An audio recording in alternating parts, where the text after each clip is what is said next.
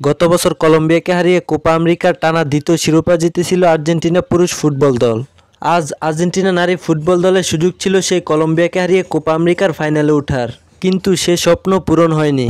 উল্টো ছেলেদের দলের সেই হারের প্রতিশোধ নিয়ে নিল কলম্বিয়ান মেয়েরা। আর্জেন্টিনাকে আজ কোপা আমেরিকার সেমিফাইনাল থেকে বিদায় করেছে কলম্বিয়া। ইকুয়েডরের কুইটোতে আজ নির্ধারিত সময় দুই দল গোলশূন্য থাকার পর ম্যাচ গড়ায় টাইব্রেকারে, যেখানে 5-4 ব্যবধানে হেরেছে আর্জেন্টিনা। আর্জেন্টিনার বিদায় ব্রাজিল আর্জেন্টিনা ফাইনাল দেখার স্বপ্ন আর পূরণ হচ্ছে না। দুই দলই সেমিফাইনালে উঠায় সম্ভাবনা তৈরি হয়েছিল ফাইনালে সুপার ক্লাসিকো দেখার, কিন্তু প্রথম সেমিফাইনালে আজ বিদায় নিল আর্জেন্টিনা।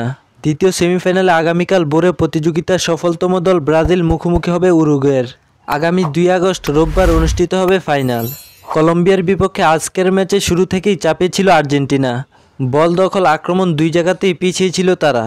তবে আধিপত্যে এগিয়ে থাকা কলম্বিয়া চেষ্টা করেও নির্ধারিত সময় গোল আদায় করতে পারেনি, ফলে ম্যাচ গড়ায় টাইব্রেকারে। পেনাল্টি শুটআউটে প্রথম 5 শটে দুই দলই 4বার করে বল জালে জড়ায়। তবে ষষ্ঠ শটে কলম্বিয়ার ওয়েন্ডি বনিলা বল জালে জড়ালেও ব্যর্থ হন আর্জেন্টিনার ইলিয়ানা স্টিবেলে। ফলে কলম্বিয়া ম্যাচ জিতে নেয় 5-4 গোলে।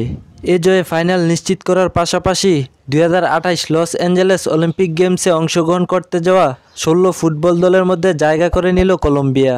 এবার মেয়েদের কোপা আমেরিকার 10ম আসর অনুষ্ঠিত হচ্ছে। এর আগে 9 আসরের মধ্যে 8বার চ্যাম্পিয়ন হয় ব্রাজিল। কেবল 2006 সালে নিজ দেশে আয়োজিত কোপা আমেরিকার শিরোপা জিততে পেরেছে আর্জেন্টিনা। এবার শিরোপা জিতলে এটি হবে ব্রাজিলের টানা 5ম শিরোপা।